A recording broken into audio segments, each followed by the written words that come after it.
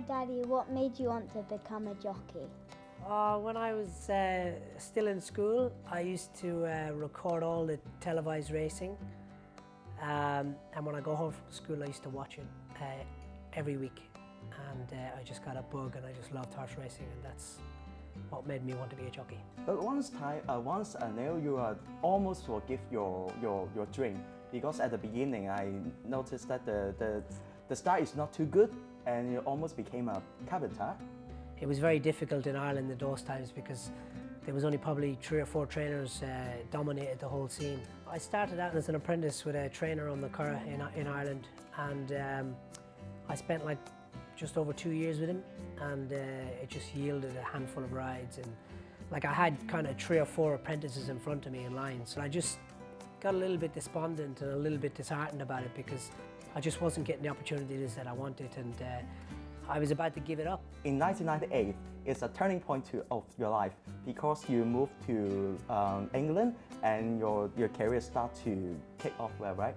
Yeah, I was a very good friend of mine actually, my next door neighbour. He was in racing as well, but he was a bit taller, a bit heavier. He was an amateur jockey, and he'd moved to England just as a walk rider to work for Carl Buck, and he gave me a call out of the blue and just said like, oh, he was working for a trainer named Carl Buck, and I didn't really know much about him, but you know, obviously I'd watched him on TV, and he just said he was looking for an apprentice, and I was a little bit apprehensive about wanting to take the opportunity because I've had my go, and I was going to be retrained through a friend of mine to be a carpenter to end up fitting kitchens, and that was, you know, I wanted to have a trade if I couldn't make it what I wanted to be.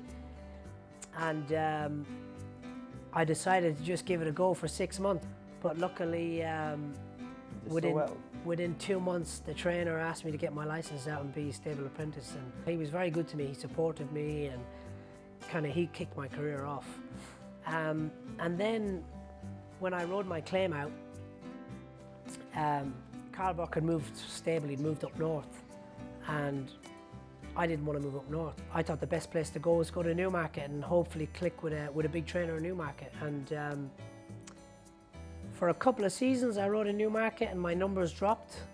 I kind of turned into a bit of a journeyman jockey. I was going all over the country and just riding 40, 50 winners a season.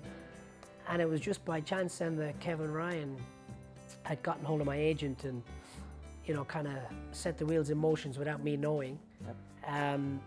And then we ended up having a meeting at Subtle Racecourse, and he laid out his plans and he asked me what my plans were, and the following season I was stable jockey to him. And for the next 4 or 5 years, like, we were a pretty good combination. In Hong Kong we called you Miss Ironman, but in the UK you're Mr. Consistency. There's a record you reached a century in the 7th consecutive seasons. Well, it was a record for me. But I think the one previous to that was Pat Edry. I think he'd ridden 27 consecutive century winners, and I was going to find it hard to match that, but you have a very successful career in the UK, so what brings you to Hong Kong? When you're riding in England and you're doing so well, and you always like acknowledge the racing around the world, because at that stage then I was starting to ride really good horses, like Group 1 horses that were maybe going to go to these sort of races like the Hong Kong International Meeting, the Breeders' Cup, the Melbourne Cup. So I was having to do some homework on all the international tracks with horses that maybe going to go to those meetings. So I'd done a lot of homework and looked into Hong Kong racing, and I thought, wow, this looks very impressive and something that eventually I would really like to do. And it was just by chance then that Ryan Moore was meant to come for the International Jockeys Challenge, and he had to pull out at the last minute, and I got a call from the stewards here and asked me would I like to be invited, and well, when I got that invite, like I grabbed it with both hands. Starting from 2010, you start to have a short riding stay in Hong Kong until 2014, you get a full license, right? Yeah, well, the first few years I came here, I was a bit apprehensive about coming here because like the generation before me was the likes of Mick Kinane and Pat Adri, and all those good jockeys used to come here, and Kieran Fallon and Frankie. And they were very successful here. And then there was like a 10-year period where champion jockeys like Jamie Spencer and Steve Drown and Seb Sanders, and they'd all come here, and they hadn't lasted their 3-month stint. They'd like left, and I thought, there's a reason why they're not doing so well.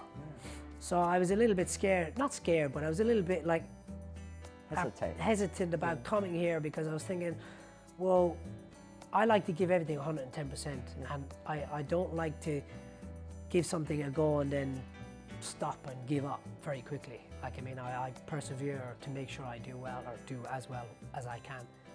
And so anyway, I kind of like took the first stint to come for the International Jockeys Challenge. I loved what I saw when I came here. I thought this could be something.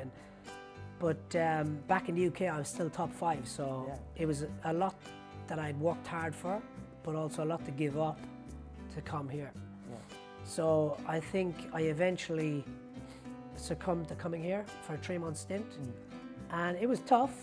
It was very tough. Like, I mean, I think I rode 2 or 3 winners. In England, we can just like ask for an agent to help us to book a ride. In Hong Kong, you have to do your own thing. So it's totally different, right? It's very different, and it's also, the racing's very different. You know, the racing style, you know, you have to be sewing the ball out of the gates, and, you know, position, and obviously then you have to do all your own PR work with the trainers and the owners. And so yeah, it was very different for me to come and do that. But I suppose in the end it made me a stronger person, and it made me more willing and more determined to do even better here. Hi Daddy, what was your most memorable victory?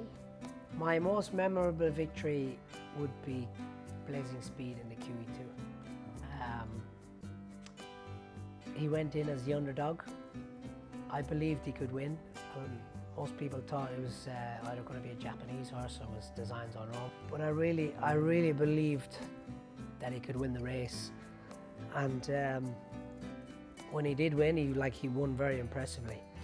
But I think what made it very memorable was that when I pulled up, Trish and the kids were by the rail, and it was very nice to come back round, and I pulled him up by the rail, and Trish and the kids were all stood by the rail, and it was a pretty special moment. You have 3 kids, so is it one of the reasons that the Hong Kong education is quite good, and you guys prefer to stay in Hong Kong for them?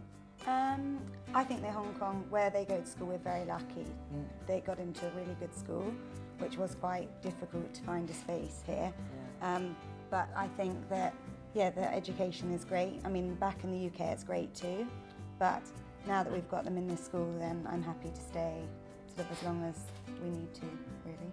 In Hong Kong, there's a very strange trend, because we call them helicopter parents.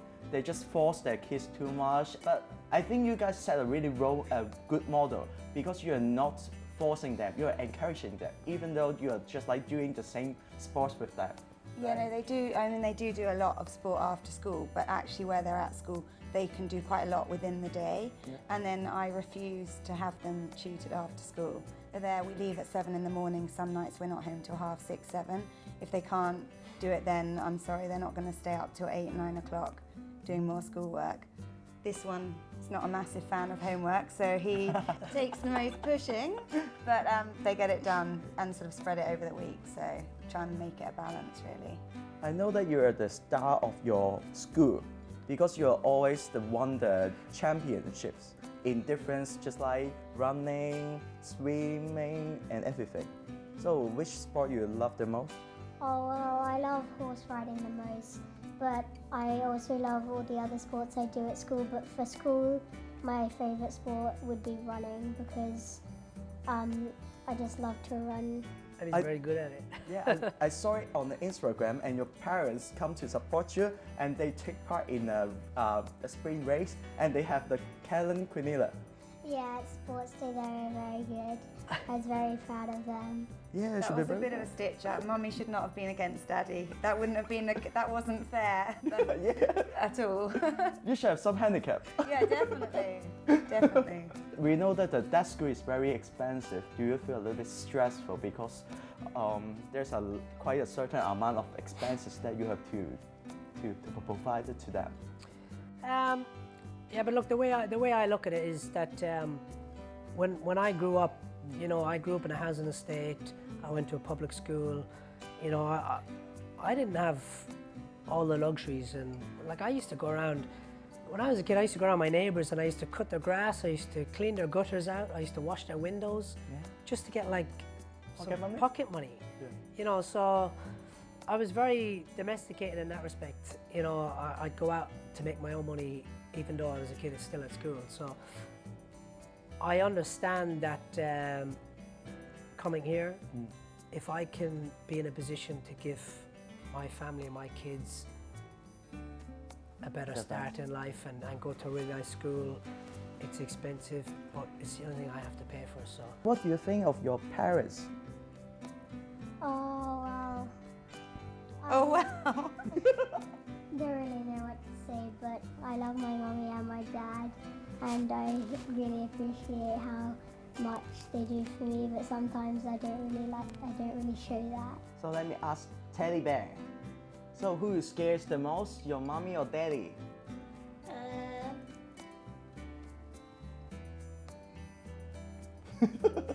None. None. you're not scared of anybody. No, it's not. That's Good boy. Because you're the. But never what's your future plan? Because they're all now is growing up in Hong Kong, and I'm sure that if every year you get the full license from by the jockey club, and then you will continue to ride in Hong Kong and let them to grow up in Hong Kong, right? The most important thing when I came here was that my family would have to be here with me. Settle down. Like I could not be here on my own and then be back in England. So the most important thing is that they're here and they're happy, and they are. You just see them now; they're happy, and you know we're settling, and Happy as a Larry. and as long as they're happy and as they're getting a really good education and they're going, you know, they do lots of other things, and the climate here is very good. So in the summer they can go out on the boats, go wakeboarding, Oh, yeah, go to wakeboard. the beach.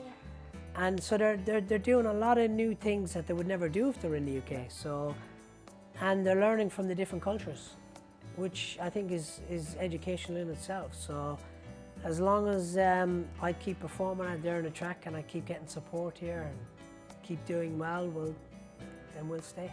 If one day that they tell you that I would like to follow in your footsteps to become a jockey, are you going to support them?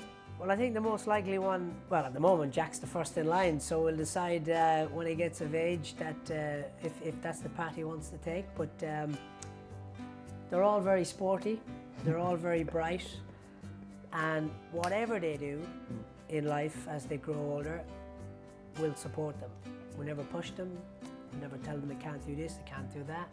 Because when I was younger and I wanted to be a jockey, like, my dad was kind of half trying to push me away from it because he'd been there as an apprentice as a kid and he didn't do so well, and he didn't want me to go down that path, whereas I wanted to find out for myself, and he tried to steer me away from it, and I became more determined to go down that path. So, you know, whatever my kids do, as long as they're not layabouts and racers, they'll be 100% supported by Trish and I.